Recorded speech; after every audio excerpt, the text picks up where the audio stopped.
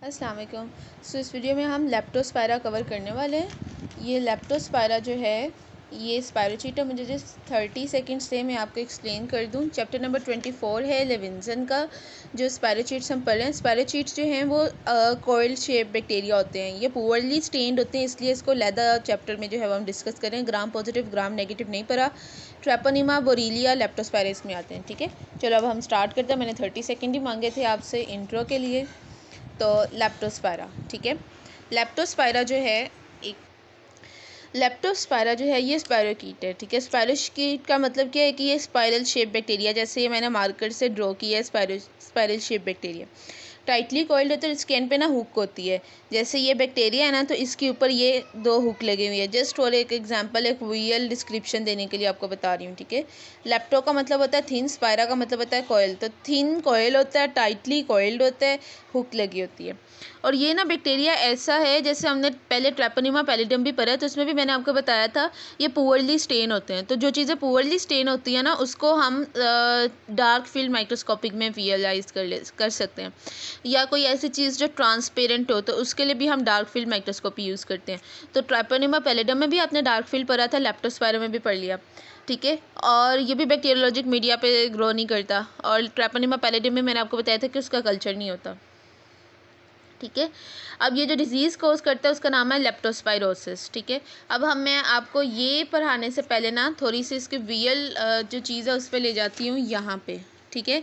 अब लेप्टोस्पायरा जो है ना, इसमें 3R जो है ना वो होते हैं, यानी कि ये इसमें आ जाता है रेनफॉल, ठीक है, राइस फील्ड, रोडेंट्स।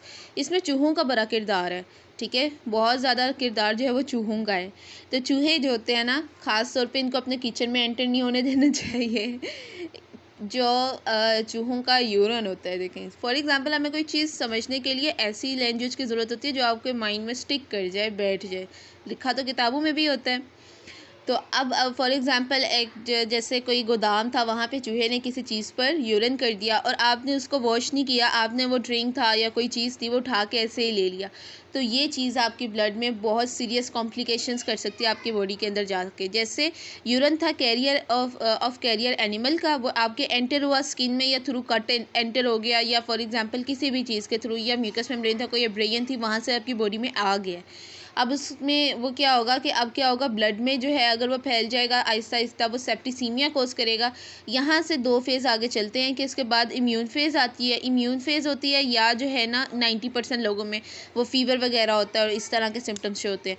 और कुछ 10% पीपल होते हैं जिसमें एसेप्टिक मेनिंजाइटिस और वेल्स डिजीज़ हो जाती है, ठीक है। इसके बारे में मैं आपको आगे बताती हूँ, ठीक है। तो ये आपने देख लिया कि ये फैलता कैसे है, यूरिन ऑफ इन्फेक्टेड एनिमल से। पर्सन टू पर्सन ट्रांसफ़र नहीं होता है, चलो इसका फ़ायदा है। डॉग्स जो हैं वो भी इसके रिजर्वर हैं, एनिमल से ये फैल रहे, ठीक है। और यूरिन जो है ये बहुत इंपॉर्टेंट है। अब उसके बाद ये वो वाटर जो कंटेमिनेटेड है यूरिन से ना, वही लोग इसमें ज़्यादातर अफेक्ट होंगे। जैसे कंटेमिनेटेड वाटर में स्विमिंग करने वाले माइनर्स जो होते हैं, या फार्मर्स जिनका गंदे पानी से कॉन्टैक्ट रहता है, या सीवर्स जो होते हैं, ठीक है, ये जो गंदे पानी को साफ़ वगैरह करते हैं, ये लोग ज़्यादा रिस्क पे हैं इन्फेक्शन से, ठीक है। अब ये जो सर्कुलेट करता है, जब ये इन्फेक्शन आपका ये जो बैक्टीरिया या गंदे वाटर कंटेमिनेटेड वाटर के थ्रू आपकी बॉडी में आ गया, अब ये ब्लड में जाएगा, वेरियस ऑर्गन को इन्फेक्ट करेगा, जो कौन कौन से हैं, लीवर है, किडनी है, लंग्स हैं। CNS को भी अफेक्ट कर सकता है, जैसे मैंने आपको बताया अभी एसेप्टिक मेनिंजाइटिस करता है, ठीक है। और साथ में फीवर, चिल्स, ये सारी इसकी जो है वो साइन एंड सिम्टम्स होते हैं। आपको सिनेरियो दिया जाएगा, उसके अंदर अगर चूहे का जिक्र आ जाए, यूरिन का जिक्र आ जाए और साथ में ये वाले साइन एंड सिम्टम्स आ जाएँ, तो आपको पता चल जाना चाहिए कि लेप्टोस्पायरोसिस है, ठीक है। सेकंड जो है वो इम्यून फेज में जब आता है ना, इसके अंदर एक बहुत चीज़ है कि एक कंजंक्टिवाइटल सिफुयन होती है इसके अंदर, यानी जो कंजंक्टिवा है वो भी आपका रेड हो जाता है, ठीक है। जॉन्डाइस और किडनी फंक्शन जो है वो इम्पेयर होगा। किडनी फंक्शन इम्पेयर वाली बात, कंजंक्टिवा सिफियन वाली बात, और इसके साथ जो है वो यूरिन, रेड यूरिन की बात हो जाए, तो आपने डायरेक्ट कह देना है। और साथ में हिस्ट्री में ऐसे हो कि वो कोई बाय प्रोफेशन वो बंदा जो है ना वो सीवियर है, या उसने कंटेमिनेटेड वाटर में स्विमिंग की है, इस तरह की चीज़ आ जाए, तो फिर आपको पता चल जाना चाहिए लेप्टोस्पायरोसिस है। इस बंदे को आपने पेनिसिलिन जी देनी है ट्रीटमेंट के लिए। और डॉक्सीसाइक्लिन जो है वो, अगर ये पर्सन एक्सपोज्ड है, यानी आपको शक है कि इसको हो सकता है, तो आप डॉक्सीसाइक्लिन यूज़ कर सकते हो, ठीक है।